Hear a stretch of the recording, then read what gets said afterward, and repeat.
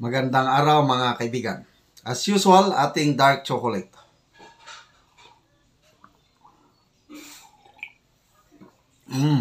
Sarap. So huwag muna kayong mag-order dahil sobra dami na ng order. Salamat po, Madam Maharlika, sa pag-advertise mo sa aming dark chocolate. Ito, ang pag-usapan natin tungkol sa Marawi. Don't know, this is bad news na naging good news. Bakit bad news? Dahil yung mga terorista, Daula Islamaya, o ISIS na lang, mauti. Nandun pa rin yung hangarin nila na talagang guluhin ang Marawi. Hindi sila nag-give up. Kailan ang good news? Maagap ang ating security forces. May nadiskobrehan na bomba doon pa rin sa MSU, yung Mindanao State University, kung saan sumabog ang bomba noong December 3. So, ganun din, maagap ang ating security forces. Salute to our security forces, AFP, PNP, security guards. Nadiskobrehan nila yung bomba at nakuha. So, hindi. So, yun po ang kaganapan sa Marawi. And last week, may pangyari na naman dyan sa Lanao na related lahat dito sa resurgence. So, yung pilit na, by the way, ito po yung, yung bomba na dismantle na ng security forces natin,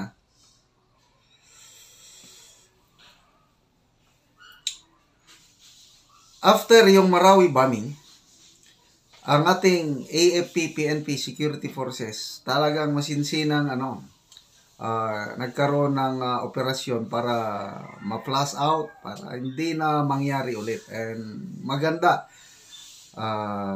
maganda yung ginagawa ng Armed Forces and the PNP sa lugar.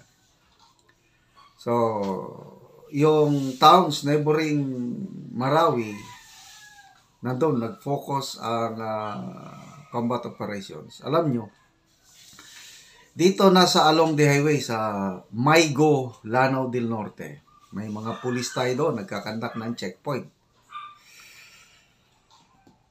Itong mga terorista, mga Mauti ISIS, nako, ang tapang.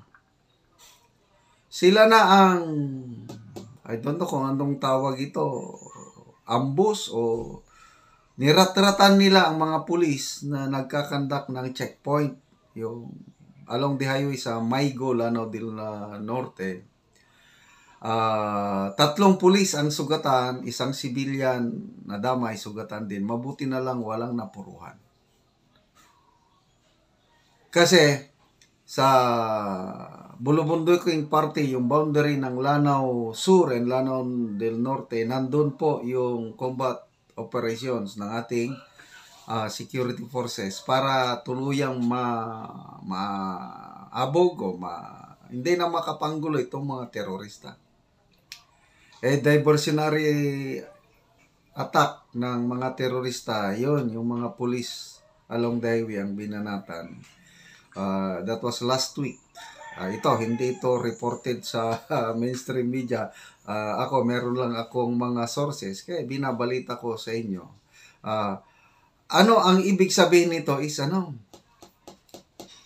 itong mga terorista, hindi sila tumitigil. Okay? May statement.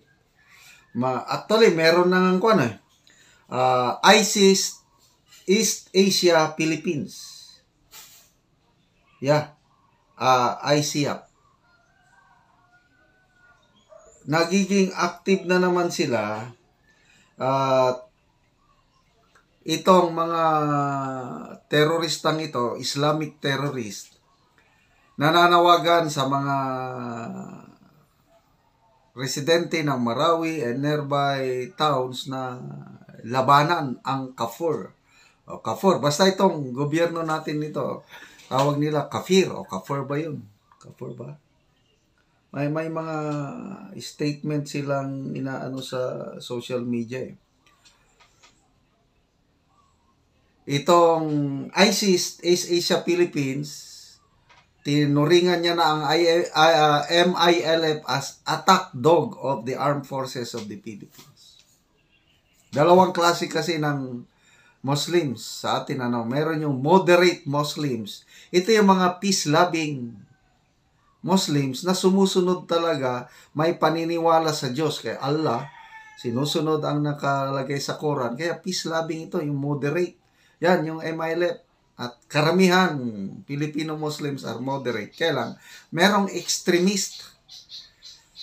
Ito na yung mga terrorist. Yung akala nila they are obeying God o Allah. But in fact, hindi. Mga godless na itong mga terrorist ito. And relating, gusto kong i-relate sa CPP, NP, NDF na tinawag ding terrorist. Parehas sila na godless. Ang CPP, NP, NDF, they do not believe in God. Kaya it's a godless ideology. They are tagged as terrorists. Ito namang ISIS, Mauti, Dawla Islamaya, godless din. But using the name of God in vain.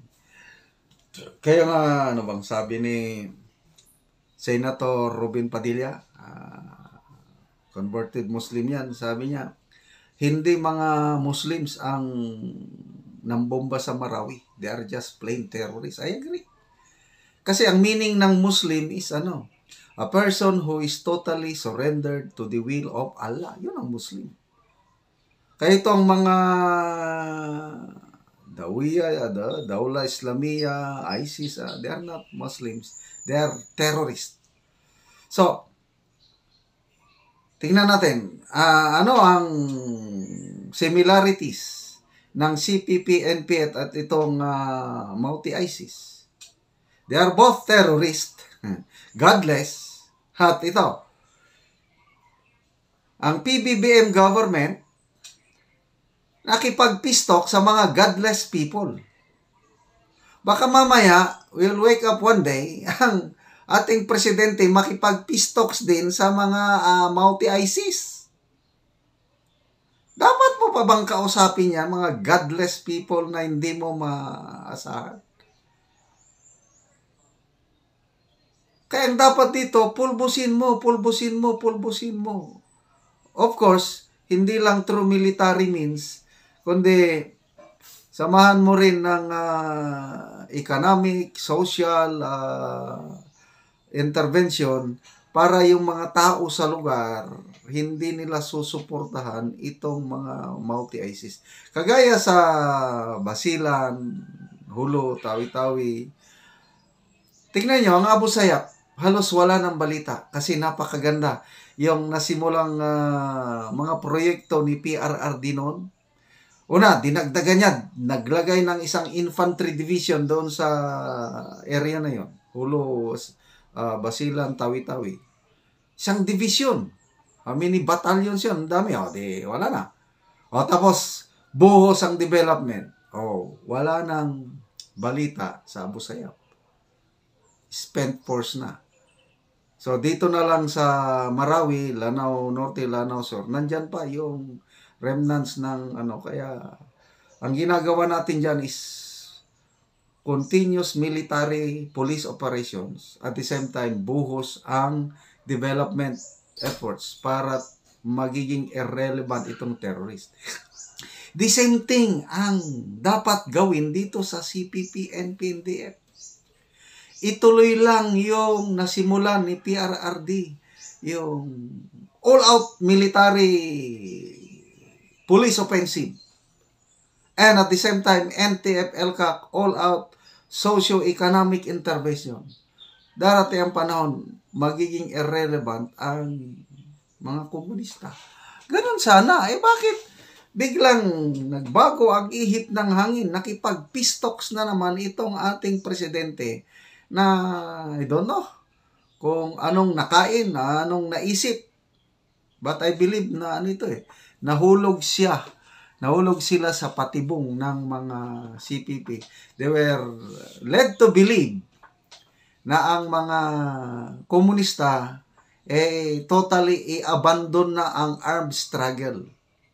Yung NPA ba? But they were totally wrong. Kaya kung totoo na mag-surrender ang NPA, come on, surrender na. Kaya kung mag-surrender ang NPA, tapos na, wala na. But do you believe mag-surrender ang remaining NPA through national peace negotiation? Never. Pwedeng mag-surrender unti-unti through localized peace talks, yung NTF-ELCAC. Yun ang solusyon. Peace talks pa rin, local lang. Bakit national? Sino ba yung Luis Salanduni? Papaniwalaan ba yan ng mga NPA commanders on the ground? I doubt so. Kaya, sayang lang ang gastos natin, taxpayers money, yung peace talks nga gagawin na naman ng presidenteng ito.